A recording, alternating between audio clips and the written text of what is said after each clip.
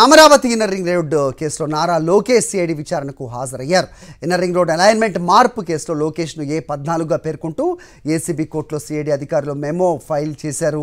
ఇప్పటికే Nara లోకేష్కు సిఆర్పిసిలోని section 41A కింద నోటీసులు ఇచ్చి విచారిస్తున్నామని ఏపీ హైకోర్టుకు సిఐడి తెలిపింది. లోకేష్ సిట్ అధికారులు ప్రస్తుతం విచారిస్తున్నారు. ఆయన విచారణ ఎదుర్కొంటూ ఉన్నారు. సిఐడి కార్యాలయంలోనే ఉన్నారు లోకేష్. సాయంత్రం 5 గంటల వరకు కూడా ఈ విచారణ కొనసాగే అవకాశం కనిపిస్తోంది. ఇన్నర్ రింగ్ రోడ్ కేసులో నారా లోకేష్ A14గా ఉన్నారు. నారా లోకేష్ను A14గా చేరుస్తూ సిఐడి కోర్టులో మెమో దాఖలు చేసిన విషయం తెలిసిందే.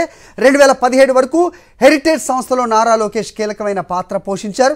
2014 జూన్ నుంచి సెప్టెంబర్ మధ్యలో హెరిటేజ్ సంస్థ అమరావతి పరిధిలో 10 ఎకరాల స్థలం కొనుగోలు చేసింది. లింగమనేని రమేష్కు చెందిన కంపెనీల నుంచి హెరిటేజ్ సంస్థ మరో 4 ఎకరాల 55 సెంట్ల భూమి కొనుగోలు చేసింది. హెరిటేజ్ లింగమనేని భూములు పక్కపక్కనే ఉండటం విశేషం. చంద్రబాబు మాజీ మంత్రి నారాయణ కుట్రపూరితంగా ఇన్నర్ రింగ్ రోడ్ డిజైన్ను మార్చారు. కొందరి భూముల ధరలు పెంచాలనే ఉద్దేశంతో ఇన్నర్ రింగ్ రోడ్ డిజైన్ పూర్తిగా మార్చేశారు.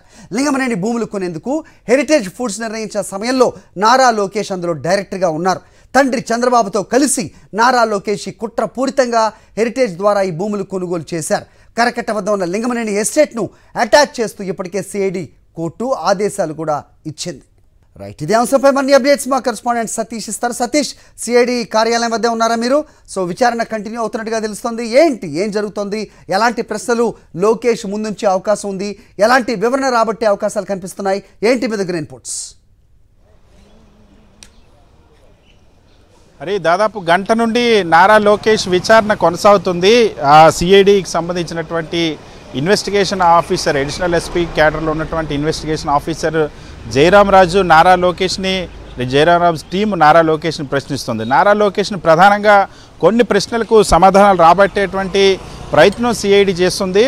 ఈ Amaravati inner ring road alignment అక్రమాలకు సంబంధించినటువంటి కుంభకోణంలో నారా లోకేష్ A14గా ఉన్నారు. ఈ కేసులో A6గా ఉన్నటువంటి హెరిటేజ్ సంస్థకు పెద్ద ఎత్తున లబ్ధి చేకూరింది. హెరిటేజ్ సంస్థలో లబ్ధి చేకూరడంలో నారా లోకేష్ పాత్ర చాలా కీలకమైనది. హెరిటేజ్ సంస్థలో నారా లోకేష్ ఈ వ్యవహారాలు జరిగినప్పుడు, ముఖ్యంగా ఇన్నర్ రింగ్ రోడ్ అలైన్మెంట్కి సంబంధించినటువంటి నిర్ణయాలు జరిగినప్పుడు, అలైన్మెంట్లు మారినప్పుడు నారా లోకేష్ నాన్ ఎగ్జిక్యూటివ్ డైరెక్టర్గా కూడా హెరిటేజ్ సంస్థలో ఉన్నారు. సో మొత్తం జరిగిన తన తండ్రి A1గా ఉన్నటువంటి చంద్రబాబు నాయుడు ఈ కేసుకు సంబంధించి తన తండ్రితో కలిసి నారా లోకేష్ కుట్రపూరితంగా వ్యవహరించారు. తన తండ్రి దగ్గర సమాచారాన్ని తెలుసుకొని తన సంస్థలకు, చంద్రబాబు కూడా తన కుటుంబానికి సంబంధించినటువంటి హెరిటేజ్ సంస్థకు లబ్ధి చేకూర్చేలాగా వ్యవహరించారు. అందులో నారా లోకేష్ ఆ పాత్ర చాలా కీలకమైందని సిఐడి అభియోగంతో విచారణ జరుగుతుంది. ఇందులో ప్రధానంగా కొన్ని ప్రశ్నలు నారా లోకేష్ని సిఐడి సంధిస్తున్నట్టు మనకు తెలుస్తుంది. ఇన్నర్ రింగ్ రోడ్డు అలైన్మెంట్ మార్పు సమాచారం మీకు ముందే ఎలా తెలుసు అని ప్రశ్నిస్తుంది. అదేవిధంగా 3 సార్లు ఇన్నర్ రింగ్ రోడ్ అలైన్మెంటు మార్పులు చేశారు. ఆ మార్పులకు సంబంధించిన కనుక మీ పాత్ర ఉంది కదా అన్న అంశాన్ని కూడా ప్రశ్నిస్తుంది. హెరిటేజ్ సంస్థకు లబ్ధి చేకూర్చేలాగా ఎందుకు ఈ అలైన్మెంట్లు మార్పులు చేశారన్న అంశాన్ని కూడా ప్రశ్నిస్తుంది. హెరిటేజ్ సంస్థ ఆ ప్రాంతంలోనే ఏవైతే ఇక్కడ జరుగుతున్నటువంటి వ్యవహారాలు అమరావతి, తాడేపల్లి, తుళ్ళూరు, మంగళగిరి ప్రాంతాలు అయితేనో ఆ ప్రాంతాల్లోనే హెరిటేజ్ సంస్థ ఎందుకు భూములు కొనుగోలు చేసిందన్న అంశాన్ని 2014 జూలై 30వ తేదీన జరిగినటువంటి హెరిటేజ్ బోర్డ్ ఆఫ్ డైరెక్టర్స్ సమావేశంలో మీరు కూడా పాల్గొన్నారు కదా, మీకు ఆ సమావేశంలో భూముల కొనుగోలుపై తీర్మానం చేశారు కదా అన్న అంశాన్ని కూడా ప్రశ్నిస్తోంది. లింగమనేని రమేష్ పక్కనే హెరిటేజ్ సంస్థ ఎందుకు భూములు కొనుగోలు చేసింది? మీకు లింగమనేని రమేష్కి ఉన్నటువంటి సంబంధం ఏంటి? లింగమనేని రమేష్కి సంబంధించినటువంటి గెస్ట్ హౌస్ని మీకు క్విడ్ ప్రోకో ద్వారానే సంక్రమించింది కదా మీ తండ్రికి అన్న అంశాన్ని కూడా ప్రశ్నిస్తుంది. అదేవిధంగా మంగళగిరి, తాడేపల్లి, తుళ్ళూరు పరిధిలో మాత్రమే భూములు ఎందుకు కొనుగోలు చేశారు? అదే సమయంలో ఎందుకు మీరు భూములు కొనుగోలు చేశారు? అంతకుముందు ఎప్పుడు కొనుగోలు చేయండి?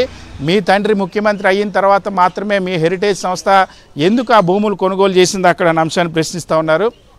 A1 ముద్దాయిగా ఉన్నటువంటి చంద్రబాబు నుండి రింగ్ రోడ్ అలైన్మెంట్ మార్పుకు సమాచారం మీరు ముందుగానే తెలిసింది కదా అన్న అంశాన్ని కూడా ప్రశ్నిస్తుంది. అదేవిధంగా పెదకాకాని సబ్ రిజిస్ట్రార్ కార్యాలయంలో ఏవైతే హెరిటేజ్ సంస్థ భూములు కొనుగోలుకు సంబంధించినటువంటి లావాదేవీలు ఉన్నాయో ఆ డాక్యుమెంట్ నెంబర్లతో ఆ డాక్యుమెంట్ వ్యవహారాలన్నింటినీ కూడా చూపిస్తూ నారా లోకేష్ని ప్రశ్నిస్తున్న పరిస్థితుంది. ప్రధానంగా 2014లో చంద్రబాబు ముఖ్యమంత్రి అయిన తర్వాత 2014 జూలైలో జరిగినటువంటి ట్రాన్సాక్షన్స్ ఏవైతే ఉన్నాయో ఇటు ఆ మంగళగిరి పెదకాకాని సబ్ రిజిస్ట్రార్ కార్యాలయం పరిధిలో ఉన్నటువంటి భూములు కొనుగోలు చేసింది హెరిటేజ్ సంస్థ. 7 ఎకరాల 20 సెంట్లు ఏదైతే అదే ప్రాంతంలో కొనుగోలు చేయడం, తర్వాత లింగంనేని సంస్థకి సంబంధించినంత వరకు లావాదేవీలు జరపడం, హెరిటేజ్ సంస్థ ఎల్ఈపిఎల్ సంస్థ ఏదైతే లింగంనేనికి సంబంధించిన ఎల్ఈపిఎల్తో సేల్ అగ్రిమెంట్లు చేసుకోవడం, తర్వాత మళ్ళీ వాటిని రద్దు చేసుకోవడం, ఆ భూములను మళ్ళీ ఈ కేసులో A2 A3 A4గా ఉన్నటువంటి వ్యక్తులతో కొనుగోలు చేయించడం. ఈ వ్యవహారాలన్నింటినీ కూడా ఇప్పటికే సిఐడి చాలా ప్రాథమికమైనటువంటి ఆధారాలన్నింటినీ పూర్తి స్థాయిలో సేకరించిన తర్వాత ఇందులో A14గా నారా లోకేష్ని చేర్చింది.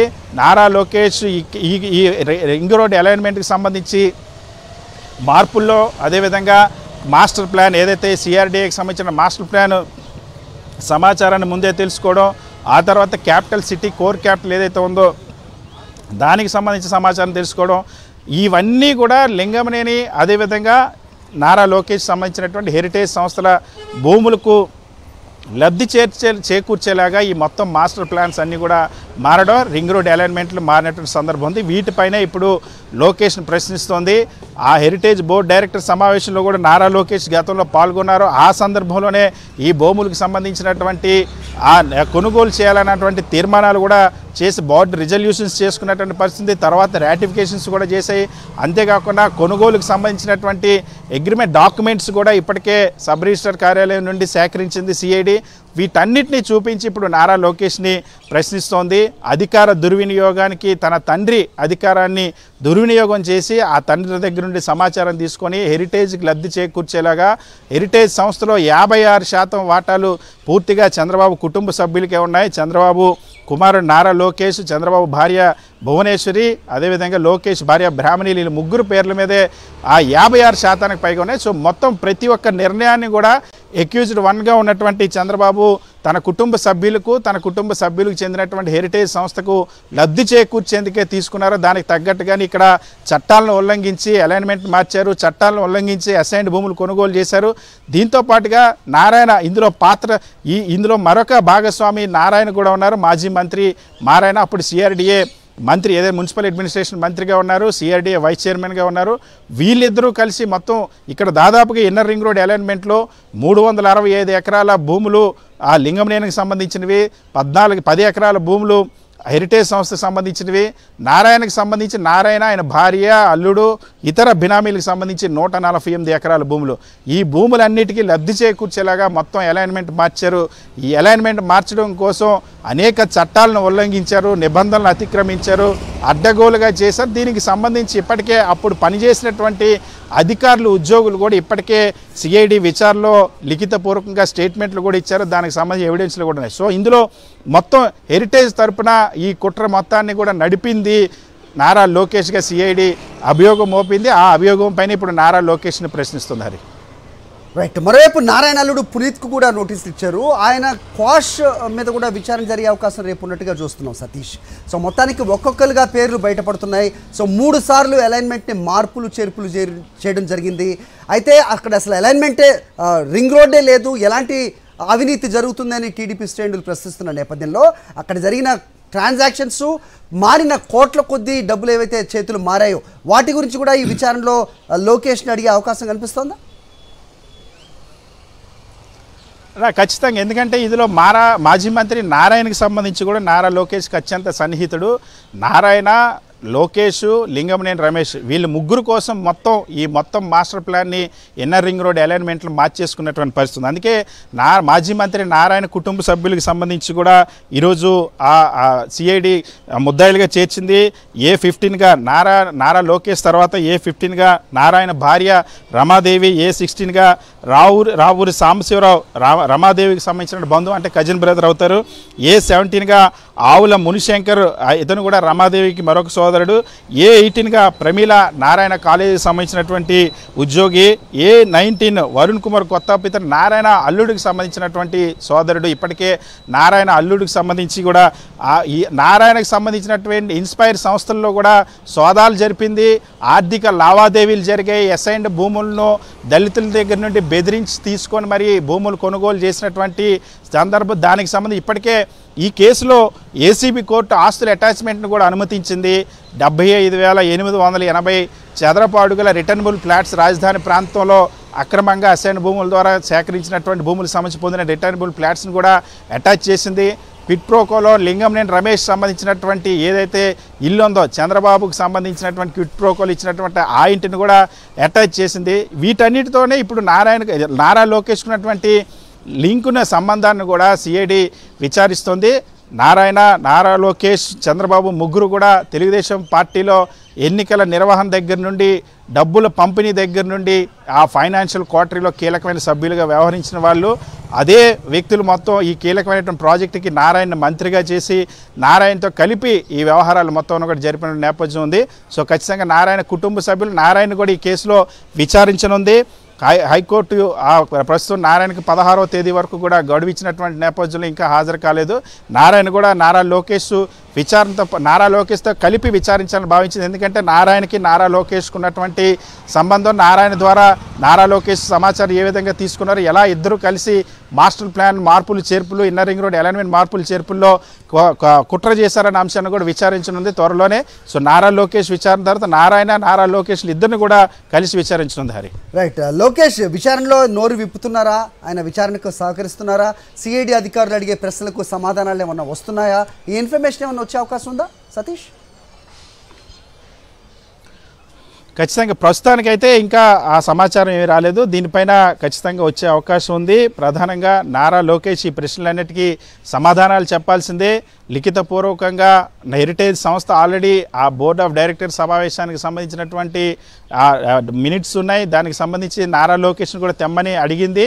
ఒత్తిడి చేయొద్దని హైకోర్టు చెప్పింది. బట్ నారా లోకేష్ని అయితే నిజంగానే విచారణకు సహకరించినట్టయితే హెరిటేజ్ బోర్డు డైరెక్టర్కి సంబంధించి ఆ మినిట్స్కి సంబంధించిన వివరాలను వెల్లడిస్తారా లేదా, ఆ రోజు ఆ బోర్డు నిర్ణయం మేరకు కొనుగోలు చేసినట్టు బ్యాంకు లావాదేవీలకు సంబంధించిన వెల్లడిస్తారా లేదా, హెరిటేజ్ సంబంధించిన కొనుగోలు చేసిన భూముల రికార్డులని సిఐడికి అందిస్తారా లేదా, నిజంగానే తాను విచారణకు సహకరిస్తాను పొలిటికల్ స్టేట్మెంట్ అయితే ఇచ్చారో మరి విచారణ సంస్థతో అంతే ట్రాన్స్పరెంట్గా అంతే పారదర్శకంగా ఉండి విచారణాధికారులు అడిగినటువంటి ప్రతి ఒక్క సమాచారాన్ని ఇస్తారా లేదా, హెరిటేజ్కి సంబంధించినటువంటి గుట్టు నారా లోకేష్ విప్పుతారా లేదా అన్న అంశానికి సంబంధించి ఇంకా స్పష్టత రావాల్సిన అవసరం ఉంది. హరి, మరోవైపు మా కరెస్పాండెంట్ అశోక్ కూడా సిద్ధంగా ఉన్నారు, మాట్లాడదాం. అశోక్, చెప్పండి, ఏంటి మీ దగ్గర ఇన్పుట్స్? ప్రధానంగా ఇన్నర్ రింగ్ రోడ్ అలైన్మెంట్ కుంభకోణానికి సంబంధించి లోకేష్ పాత్ర చాలా స్పష్టంగా ఉందని సిఐడి చెప్తోంది. దీనికి సంబంధించి ఇప్పటికే సాక్ష్యాలను కూడా సేకరించింది. దీంతో పాటుగా ఖచ్చితంగా తమ దగ్గర కొన్ని సాక్ష్యాలు ఉన్నాయి, దాన్ని పెట్టి విచారించాలని సిఐడి భావించింది. అందుకే 41A నోటీస్ను జారీ చేసింది. ఈరోజు లోకేష్ విచారణ కొనసాగుతుంది. లోకేష్ హాజరయ్యారు.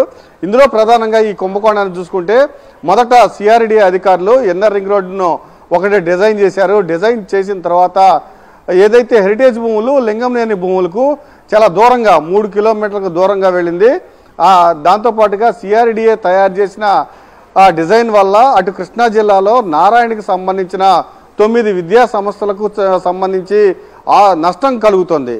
అందువల్లే ఖచ్చితంగా దీన్ని అలైన్మెంట్ చేయాలని భావించారు. మొదట సిఆర్డిఏ అధికారులు ఒక డిజైన్ చేశారు. దానికి సంబంధించి అమరావతి, తాడికొండ, అలానే నెడమర్రుతో పాటు పెద్దవడ్లపూడి, చిన్నవడ్లపూడి, నూతక్కి నుంచి కృష్ణానది పైన ఒక వారధి ఏర్పాటు చేసి కృష్ణా జిల్లా పెద్దపుల్లి వర్రు అక్కడి నుంచి తాడిగడప, నెడమానూరు, నున్న మీదుగా ఈ ఊళ్ళు కలుపుతూ ఒక డిజైన్ సిఆర్డి అధికారులు డిజైన్ చేశారు.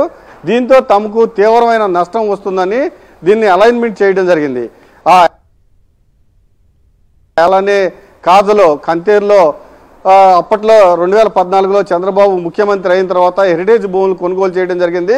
కాజా, కంతేరు గ్రామాల్లో, రెవెన్యూ గ్రామాల్లో లింగంనేనికి 355 ఎకరాల భూమి ఉంది. ఈ ఇన్నర్ రింగ్ రోడ్డు అలైన్మెంట్ చేసిన ఇన్నర్ రింగ్ రోడ్డు ఆ భూములు పక్కకుండా వెళ్ళేటట్టు ప్లాన్ చేయడం జరిగింది. దాంతో వాళ్ళ భూముల విలువ పెరిగేటట్టు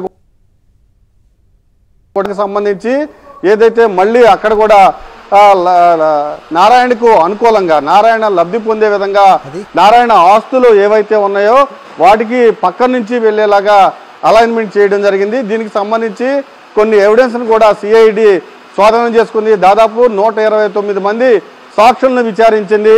అలానే రెవెన్యూ శాఖకు సంబంధించి మెయిల్స్, అలానే సిఆర్డిఏ అధికారులను వాంగ్మూలాన్ని రికార్డ్ చేసింది.